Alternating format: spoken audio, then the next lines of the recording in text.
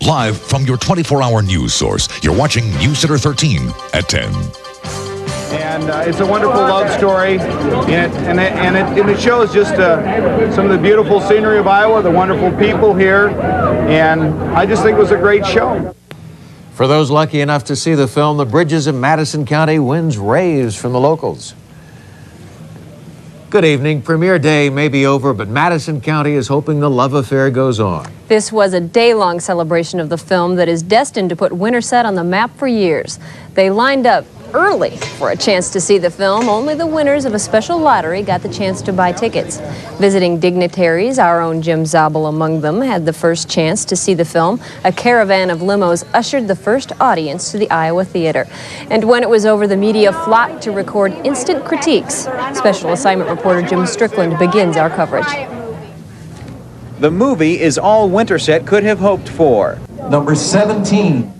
By the time the ticket lottery was complete, only about 700 people had entered for 300 seats. No lottery needed for the VIP invitees attending the afternoon screening.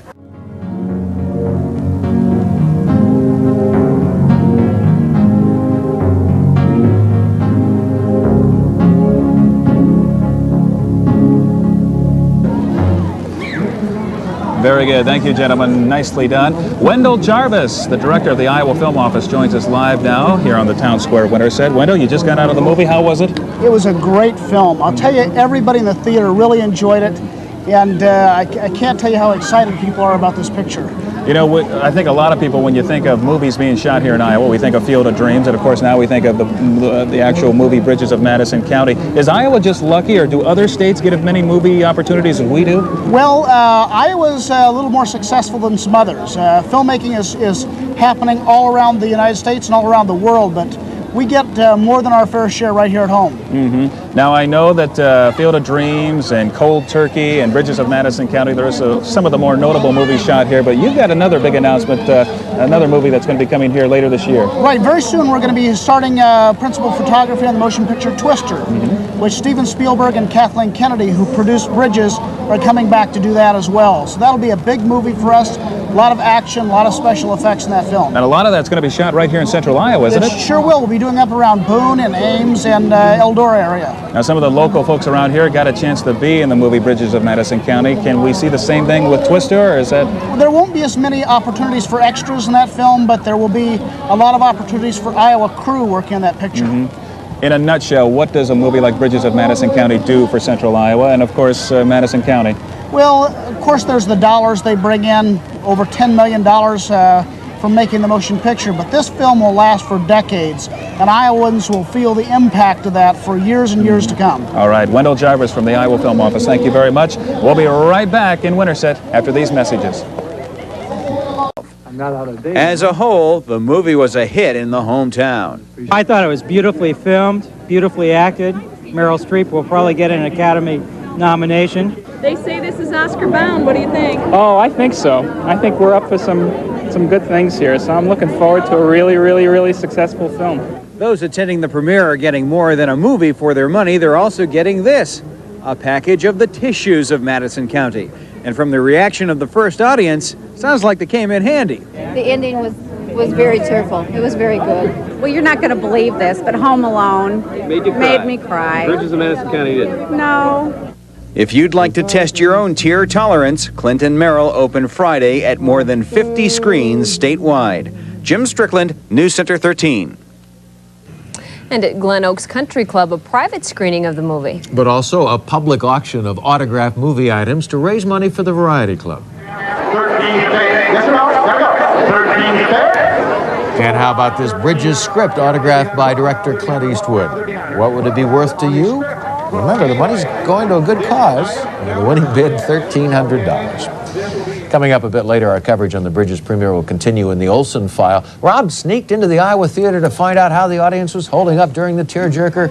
And if the movie didn't move them, Rob had something guaranteed to make them cry. The Bridges crew's making rain for the movie last fall. They just stuck around, been here during May. It would have saved some money. Yeah, but I tell you what, they wanted a downpour. They wanted you to be instantly drenched in this in this rain that they made. Turned out the movie itself had a lot of great weather, too, I guess. Yes, it did. Beautiful. Made our part of Iowa look beautiful as it is. Yeah, they could have gotten that downpour in just about any day in May, because when it rained, folks, it rained. If you've read the Bridges of Madison County, you probably got a little teary-eyed. And if you're planning to see the film, plan to bring the Kleenex. But Rob Olson found it. Sometimes takes a little more than romance to bring tears. Here's tonight's Olson File.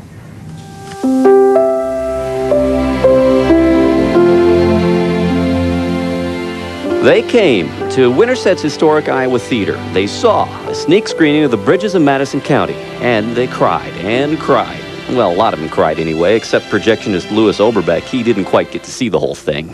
No, I was concentrating on making sure there was a good image on the screen for everybody. So he has an excuse. Robert Waller's book and Clint Eastwood's film are highly engineered tearjerkers, and if they don't work, we brought our own insurance, the Onion of Madison County, because this occasion demands tears. I did cry. Oh yeah, it's an incredible tearjerker. Sarah Schmidt plays Meryl Streep's daughter in the film. She says the tears were definitely flowing in the theater. Even tough guys like Kincaid-esque photographer Ray Susone cracked reading the book and expects the same of the film. If it's as emotional as the book, then yes. Although our Onion couldn't draw his tears today, and Sarah says it really wasn't necessary. I think we would have cried anyway. Even the Bridges seemed to be crying today, although I'll admit that was just the raindrops coming off of them earlier. But with all the attention they've received, maybe they should be crying. They've sort of lost their innocence. But all that capitalism pales to the power of the love story Waller and Eastwood have created. It even came close to pulling tears from Iowa's governor. Well, I will say I came close to crying, but I didn't really break down and cry. Well, will this help? Come on. We'll just leave the tears in the Olson File. In Winterset, Rob Olson, News Center 13. It's been well documented here that you didn't need an onion. You just cried profusely. I did. A lot of tears. What can I say? It was a great movie.